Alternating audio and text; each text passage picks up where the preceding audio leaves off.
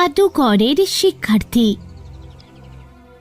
মিষ্টি সারা সকাল জাদুকরের কারখানা পরিষ্কার করেছে, তারপরেও তার কাজ শেষ হয়নি।